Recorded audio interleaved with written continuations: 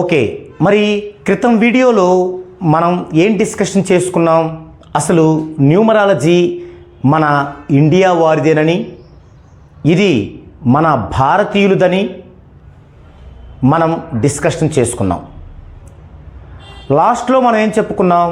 అయినప్పటికీ చాలామంది ఎందుకని ఈ యొక్క న్యూమరాలజీలో ఉపయోగించేది ఇంగ్లీష్ లెటర్లే కదా, అలాంటప్పుడు ఇది భారతీయులది ఎలా అవుతుంది, మరి ఇంగ్లీష్ వారిదే అవ్వాలి కదా అనే డౌట్స్ని ఇంకా వెలిబుచ్చుతూనే వచ్చారు. దానికి చిన్న కన్క్లూజన్ ఇస్తాను. మనకి నక్షత్రాలు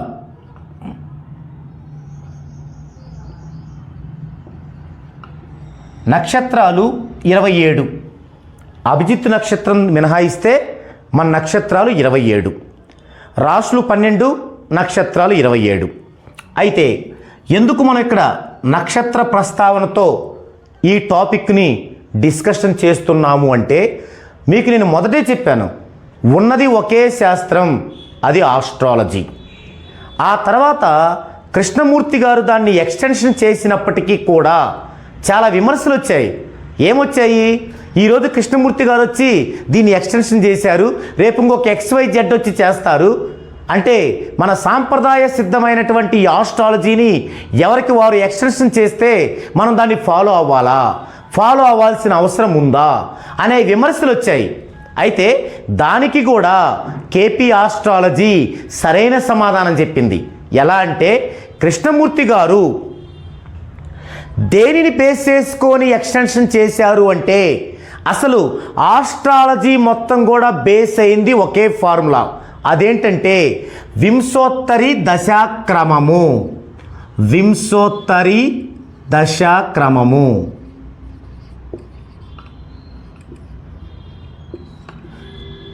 దీన్ని బేస్ చేసుకొనే ఆస్ట్రాలజీలో ప్రతి అంశము కూడా విభజించబడింది. అయితే కృష్ణమూర్తి గారు ఇదే పద్ధతిని బేస్ చేసుకున్నారు. అంటే ఆయన ఏం చేశారు, నెక్స్ట్ వీడియోలో మాట్లాడుకుంటాం మనం ఏం చేశారనేది. అది ఎలా చేశారంటే, ఆయన ఇష్టం వచ్చినట్టు చేయలేదు. ఏ ఆస్ట్రాలజీ అయితే ఏ పాయింట్ మీదనే బేస్ అయ్యిందో వింశోత్తరి దశాక్రమము, అదే పాయింట్ని బేస్ చేసుకొని మాత్రమే మన కృష్ణమూర్తి గారు తన యొక్క ప్రతి విభజనని, ప్రతి ఎక్స్టెన్షన్ని చేశారు. అదేంటనేది మనం ఇంకా పూర్తిగా వెళ్దామండి. అయితే ఇక్కడ మరి ఇది ఎందుకు అంటే, మనము కూడా ఏది డిస్కషన్ చేయాలన్నా, ఏ డౌట్ని క్లారిఫై చేసుకోవాలన్నా మనకి బేస్ అనేది ఆస్ట్రాలజీనే. కాబట్టి ఇక్కడ ఆస్ట్రాలజీలో నక్షత్రాలు 27. మరి న్యూమరాలజీని మనం అన్ని భాషల్లో చెప్పొచ్చు, నో డౌట్ దానిలో. అయితే ఏది ప్రామాణికంగా మొదటగా తీసుకోవాలి అన్నప్పుడు విజ్ఞులందరూ కూడా ఎన్నో పాయింట్లు ఆలోచించి పరిశీలించి వారు తెలుసుకున్నది ఏంటంటే, మనకి అన్ని భాషల్లో కల్లా ఇంగ్లీషు, తమిళం ఈ రెండు మాత్రమే ఈ 27 నక్షత్రాలకి దగ్గరగా ఉన్న ఈ లెటర్స్. ఇంగ్లీష్ లెటర్స్ 26 కానీ, అలాగే తమిళ్ లెటర్స్ కానీ వీటికి దగ్గరగా ఉంది ఈ సంఖ్యకి. మన తెలుగులో 56 అక్షరాలు. సో దీనికి దగ్గరగా ఉన్నది ఈ రెండే. ఇదొక పాయింట్. అయితే మరి తమిళ్ ఎందుకు తీసుకోలేదు? తమిళ్లో కొన్ని పదాలకి డ్యూయల్ మీనింగ్ ఉంది, సో అందుకు దీన్ని అవాయిడ్ చేశారు. మరి ఇంగ్లీష్నే తీసుకోవడానికి దాని యొక్క అక్షరాల సంఖ్య 26 అనేది ఒక పాయింట్. రెండో పాయింట్ ఏంటంటే, ప్రపంచ దేశాల్లో ఎక్కువ మంది వాడేటువంటి భాషల్లో ఇది ఒకటి, ఇంగ్లీషు. ఈ రెండు కారణాల రీత్యా మాత్రమే ఇంగ్లీష్ని తీసుకొని దానిలోనే న్యూమరాలజీ యొక్క ఫలితాలని పొందడం జరిగింది. అంతేకాని మిగతా భాషల్లో న్యూమరాలజీ చెప్పకూడదని కాదు. తెలుగులో కూడా ఉంది, తమిళ్లో ఉంది, ప్రతి భాషలో ఉంది. కానీ ఆ భాషల్లో కొన్ని లోపాలు ఎదురవుతాయి. అందుకు మాత్రమే మనం ఇంగ్లీషు భాషను నేపథ్యంగా తీసుకున్నాము తప్పిస్తే ఇంగ్లీష్ వాళ్ళదని కాదు. క్లారిటీ కదా. ఇది ఈ విధంగా మనది ఖచ్చితంగా మన కపిల మహర్షి కనిపెట్టిన మన భారతీయ శాస్త్రమే న్యూమరాలజీ, సంఖ్యా జ్యోతిష్ శాస్త్రము. ఓకే, నెక్స్ట్ మనం ప్రీవియస్ వీడియోలో ఎక్కడ ఆగాము? ఆస్ట్రాలజీ, కేపీ ఆస్ట్రాలజీ వచ్చింది. ఓకే, ఆస్ట్రాలజీలో ఉన్న లోపాలన్నింటినీ సవరిస్తూ ఎక్స్టెన్షన్గా కేపీ ఆస్ట్రాలజీ వచ్చింది. అయితే అదే ప్యారలల్గా ఇంకొక విషయం ఏం చెప్పుకున్నాం? కపిల మహర్షి ఎలా అడుగిరిపోయారు, ఎందుకు ఆయన్ని అలా అజ్ఞాతంలో ఉంచారు, ఆ తర్వాత ఎందరో మహనీయులు ప్రపంచ దేశాల వారు అది నేర్చుకొని ఎలా దాన్ని పాశ్చాత్య దేశాల్లో విస్తరింపజేశారో తెలుసుకున్నాం. మరి ఎక్కడ ఆగాం మనం ప్రీవియస్ వీడియోలో? పురోహితుల దగ్గర ఆగాం. పురోహితులు ఏమిటి? పురోహితులలో సామర్థ్యము తగ్గినదా? లేదు. బ్రాహ్మణ్స్లో సామర్థ్యము తగ్గటము కాదు, కొన్ని మార్పులు చోటు చేసుకున్నాయి. అవేంటంటే మనలాగానే, మనందరిలాగానే బ్రాహ్మణ్స్కు కూడా వారి వారి కుటుంబాలు వ్యాప్తి చెందుతూ వచ్చాయి. మనలాగానే అంటే ఇక్కడ మన అంటే బ్రాహ్మణేతరులు, బ్రాహ్మణ్స్, బ్రాహ్మణేతరుల్లో ఎక్కువ మంది నాన్ వెజ్ తింటారు. అయితే కాలక్రమంలో బ్రాహ్మణ్స్ కుటుంబాల్లో మనలాగే బయట ప్రదేశాలకు వెళ్ళి వారి వారి పిల్లలు చదువుకోవడం, తద్వారా మనలాంటి కొన్ని దురలవాట్లు వారిలో కూడా సహజంగా రావడం, అలాగే వారి యొక్క కుటుంబాన్ని వృద్ధి చేసుకునే పరిస్థితుల్లో వారు కొన్ని పద్ధతులు అవలంబించటం. ఉదాహరణకి ఒకటి చెబుతాను, అదేమిటంటే యాగాలు చేయడం గురించి మనం మాట్లాడుకుంటే ఇప్పటికి పురోహితుల్లో, బ్రాహ్మణ్స్లో ఏ మార్పు జరిగిందో మనకు తెలుస్తుంది. యాగము ఎప్పుడు చేసేవారు అనేది ఒక్కసారి మనం కూలంకషంగా పరిశీలిద్దామండి. పూర్వకాలములో మానవ పరిణితి చెందే మొదటి రోజులలో యాగము ఎందుకు అవసరమైంది అంటే పెద్ద పెద్ద ఊర్లు ఉండేవి కాదు. అక్కడ విశాలమైనటువంటి ఖాళీ భూభాగం ఉండి అక్కడక్కడ మాత్రమే సమూహాలుగా మనుషులు ఉండేవారు. అయితే ఇప్పుడు మనకి ఈ మధ్యకాలంలో వచ్చిన కరోనా లాంటి వైరస్ లాగా అప్పటి కూడా ఏవో ఒక వైరస్లు వస్తూనే ఉన్నాయి. ఎందుకు? ఒక విశాలమైన అంతరిక్షంలో మనము ఒక భూగ్రహం పైన ఉన్నాం. ఈ అంతరిక్షంలో ఎన్నో విస్ఫోటనాలు జరుగుతున్నాయి. సైంటిఫిక్గా అవన్నిటి ప్రభావం మన పైన ఉంటుంది. కాబట్టి కొన్ని మంచివి జరుగుతాయి, కొన్ని చెడువి జరుగుతాయి. వాటిల్లో ఈ మధ్యకాలంలో మనం వింటున్నాం ఉల్కాపాతాలు వస్తున్నాయి, లేదా గ్రహశకలాలు వస్తున్నాయి. 2030లో ఒక పెద్ద గ్రహశకలం వచ్చి భూమిని ఢీకొట్టబోతుంది. ఇవన్నీ మనం పరిశీలిస్తున్నాం. ఇలాగే మనకి వైరస్లు కూడా రావటం పరిపాటి. అది ఇప్పుడు కాదు. ఆ వైరస్లు రావటం అనేది ఇప్పుడు విషయం కాదు. అవి ఎప్పటి నుంచో వస్తున్నాయి. ఈ కరోనా మొదటిది కాదు. అయితే ఇదివరకు వచ్చిన వైరస్ల్లో కొన్ని కలరా అంటే అప్పట్లో కలరాకు సంబంధించిన వైరస్ వచ్చింది అంటే ఏమవుతుందో తెలుసా? ఒక ఊరిలో 1000 మంది ఉంటే 1000 మంది చచ్చిపోయేవాళ్ళు. దాన్నే ఊళ్ళు కొట్టుకుపోవటం అంటారు, కలరా. అలాంటివి వచ్చినప్పుడు మరి మనకి ఎంతో బ్రిలియంట్, ఎంతో తెలివైన మన మహర్షులకి కొన్ని వందల సంవత్సరాల క్రితమే తెలుసు అది వైరస్ అని. మరి ఆ వైరస్ని మట్టు పెట్టడానికి మన దగ్గరే ఒక మంచి ఆయుధం ఉంది. అదేంటి? గాలిలో ఉండే వైరస్ను చంపాలంటే గాలిలోకి ఒక ధూపాన్ని పంపించాలి, పొగను పంపించాలి. అప్పుడు ఏం పొగ అది? ఏమి ధూపం అది? గంధపు చెక్కలు లేదా ఒక రకమైనటువంటి కట్టె జాతి కర్రలు లేదా పుల్లలు, వాటిని వెలిగించి దానిలో గనక మంచి శ్రేష్టమైన నెయ్యిని గనక వేసినట్లయితే ఆ పొగ గాలిలోకి వెళ్ళి అసలు ఆ కలరా వైరస్ కాదు, కరోనా వైరస్ కాదు, వాటికి 100 జన్మలున్న వైరస్లనైనా కూడా చంపేస్తుందని ఇప్పుడు కాదు, మన పూర్వీకులకే తెలుసు. అందుకని అలా కలరా వచ్చి కొన్ని ఊళ్ళు జనం చనిపోయినప్పుడు, చనిపోయే సందర్భాల్లో వాళ్ళు వాళ్ళ సూక్ష్మ దృష్టితో దాన్ని గమనించి ఏం చేశారు? మరి ఇలా చేయాలి. ఇలా చేయాలంటే మరి అప్పుడు అసలు వృత్తి ఏంటప్పుడు ఉన్నది? వేటాడి ఆహారం సంపాదించుకునే వృత్తి. ఆ జంతువుల్ని అట్లా కొంచెం ముందుకొచ్చి చిన్న చిన్న పొలాలు వేసుకొని కొంచెం ఆకుకూరలు కూరగాయలు పండించుకుంటూ అప్పుడప్పుడే అభివృద్ధి చెందుతున్నాం. మరి ఆ టైంలో వారికి గంధపు చెక్కలో లేకపోతే మంచి కట్టెజాతి పుల్లలో లేదంటే నెయ్యో ఎక్కడి నుంచి వస్తుంది?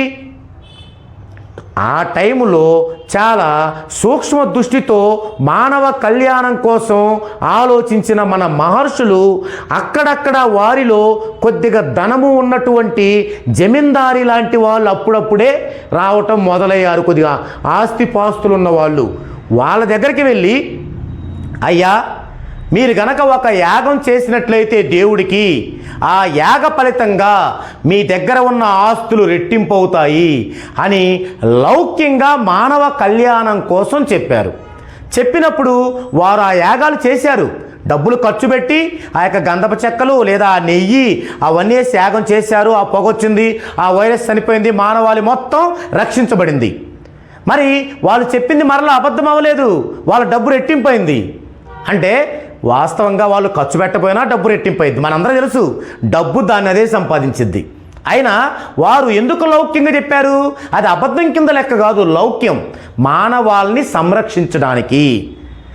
అలాంటి యాగాన్ని తర్వాత రోజుల్లో మనందరం కూడా అభివృద్ధి చెందాక ఏదైనా ఒక ఊరిలో ఒక అప్రదిష్ట వస్తే, ఒక అరిష్టం వస్తే ఆ అరిష్టం పోగొట్టుకోవడానికి ఆ ఊరి మునుసుబులు కరణాలు అనేవాళ్ళు ఉండేవాళ్ళు. వాళ్ళు కొంచెం ధనవంతులు లేదా ఇంకొంతమంది ధనవంతులతో చందాల రూపంలో చేసి ఆ ఊరికి అలా ఏర్పాటు చేసేవాళ్ళు.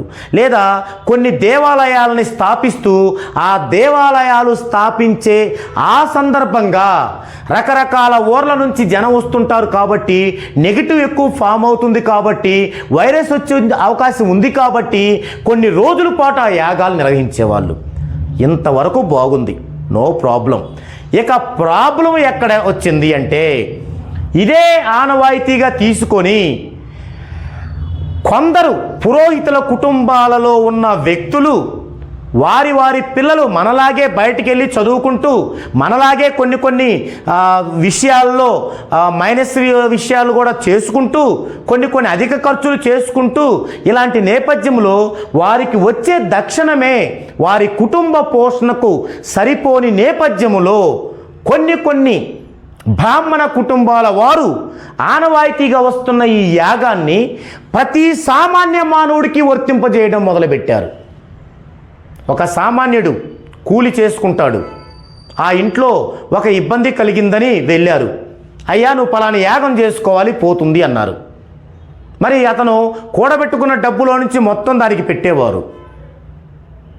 ఎప్పుడైనా యాగం అనేది సర్వమానవాళికి, ఒక వ్యక్తికి కాదు అనే విషయం వారికి తెలిసి కూడా అలాంటి చేయటం మొదలుపెట్టిన దగ్గర నుంచి ఇక మనుషులలో అపనమ్మకం మొదలైంది.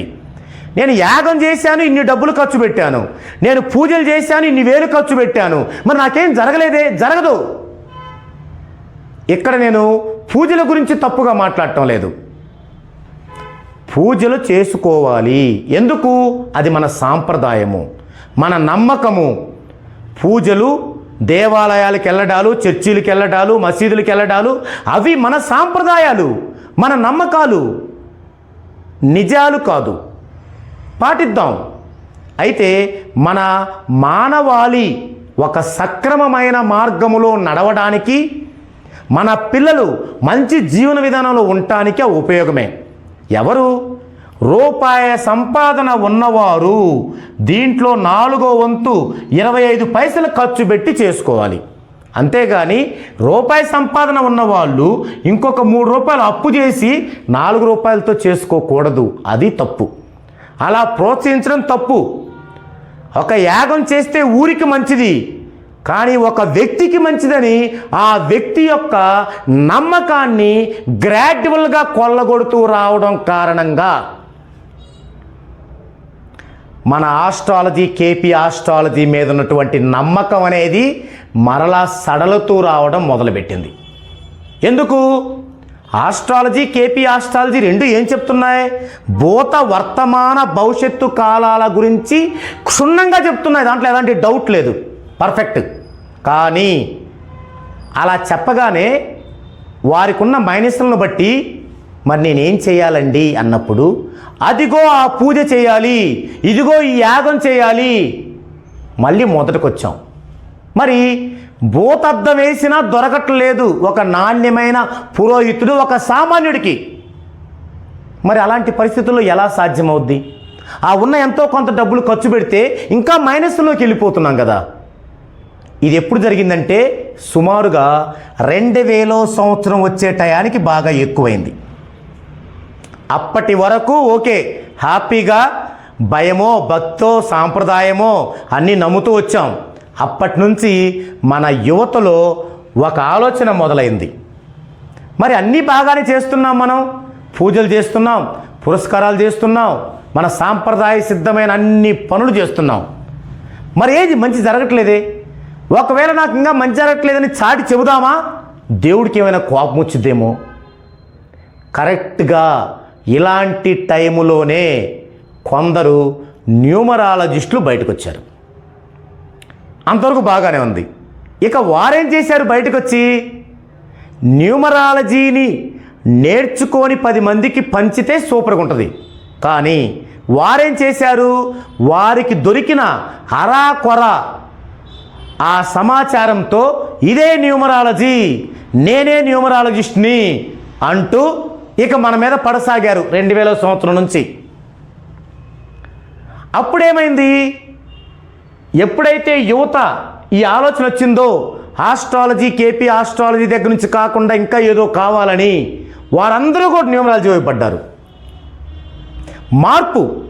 మార్పు మంచిదే, కానీ అక్కడ జరిగిన మిస్టేక్ ఏంటంటే ఎవరైతే ఈ యొక్క సమాచారాన్ని పరిపూర్ణంగా అందించాలో వారు దాన్ని పరిపూర్ణంగా నేర్చుకోకుండా అరాకొరా నేర్చుకొని దాన్ని మళ్ళీ జనంలోకి తీసుకెళ్ళడం వల్ల ఆ యొక్క పరిపూర్ణమైనటువంటి ఆ న్యూమరాలజీ ఫలం పొందలేకపోయారు.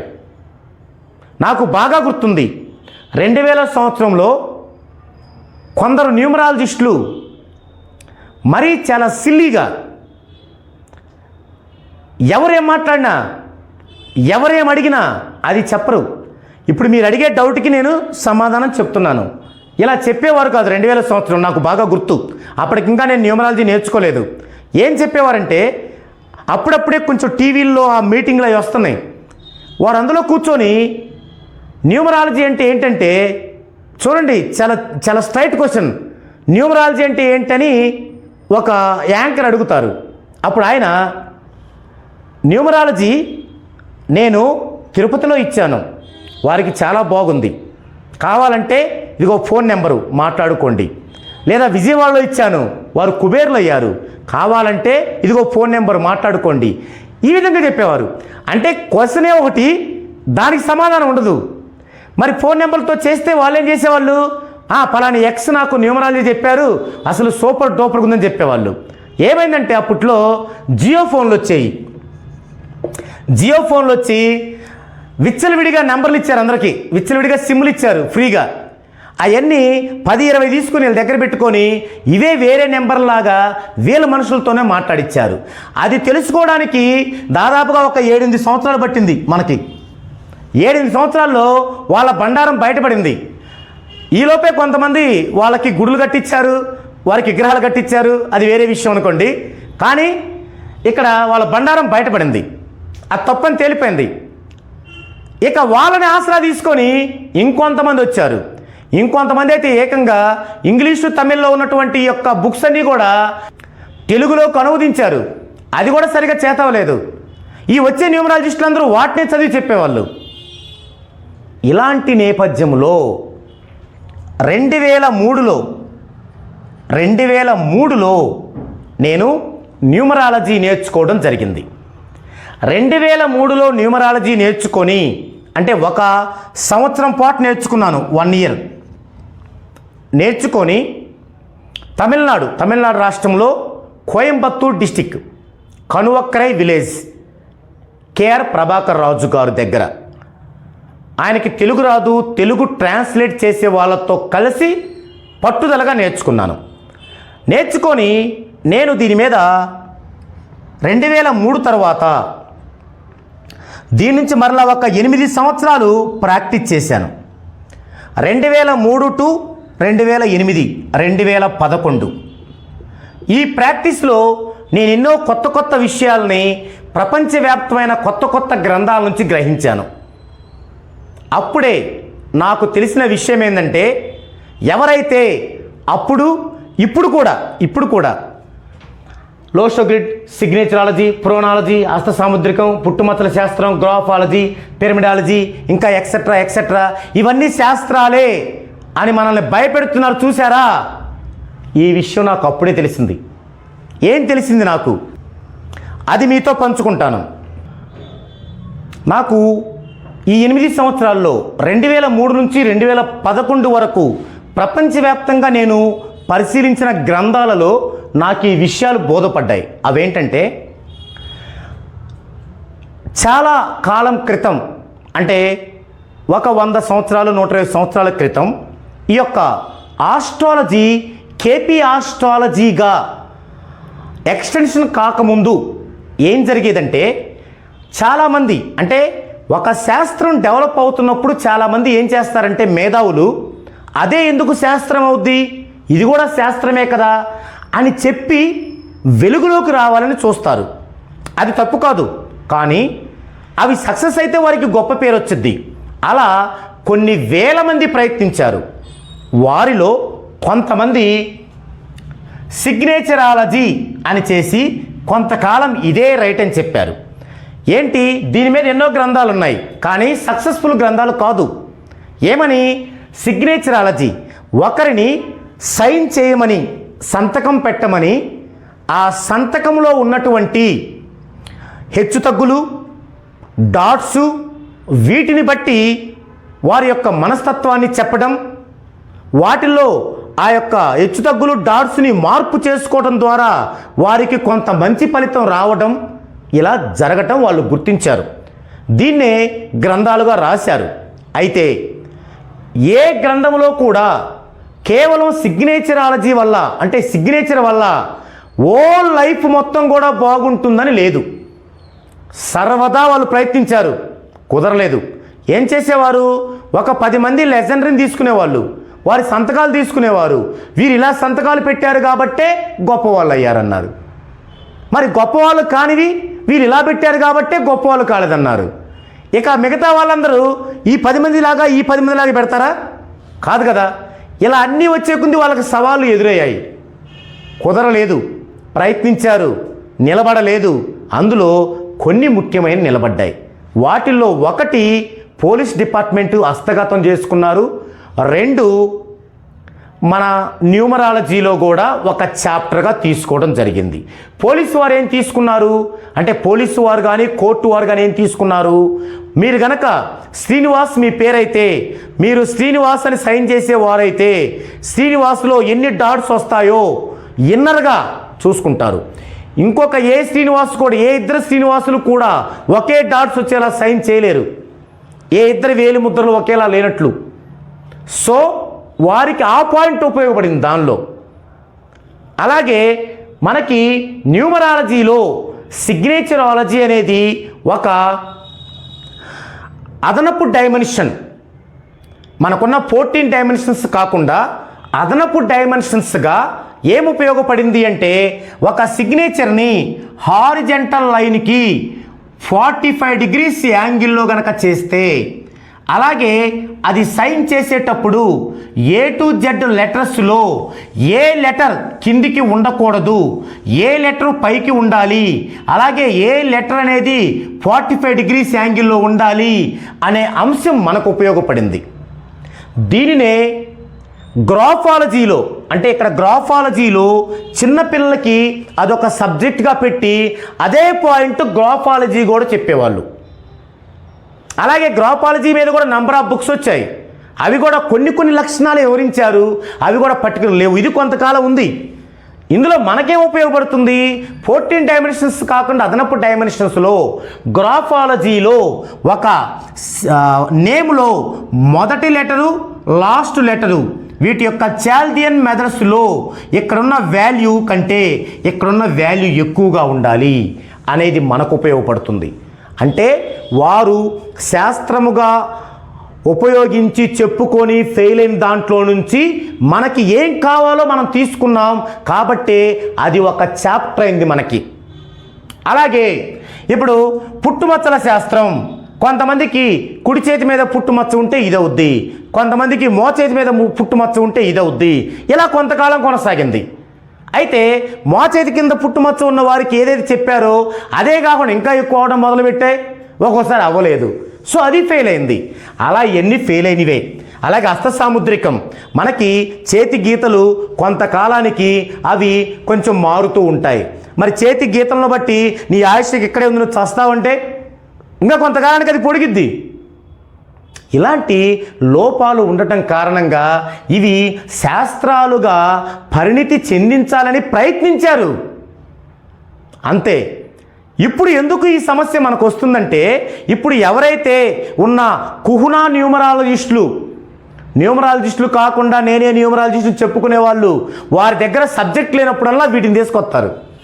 ఇదిగో నేను పిరమిడాలజీ ప్రకారం చెప్తున్నాను, నేను సిగ్నేచరాలజీ ప్రకారం చెప్తున్నాను, లేకపోతే నేను ఈ మొత్తం కాకుండా ఒక కొత్త పద్ధతి కనిపెట్టాను, ఈ సిస్టమ్ కనిపెట్టాను. మనం ఎవరమండి కనిపెడటానికి? మనం నిమిత్త మాత్రులం. మహాసముద్రం అనే ఒక సబ్జెక్టులో ఒక బిందువు. మనం నిరంతర విద్యార్థిలాగా నేర్చుకుంటూనే ఉండాలి, ఇక్కడికి ఎక్కించుకోకూడదు తలపైకి.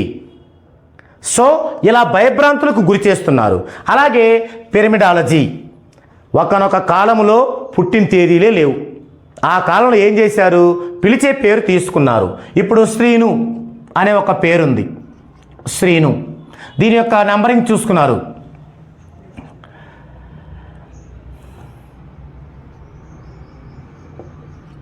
వాస్తవంగా ఈ నెంబర్స్ కాదు, అప్పుడు వారు తీసుకుంది ఆల్ఫాబెటికల్ నెంబర్స్.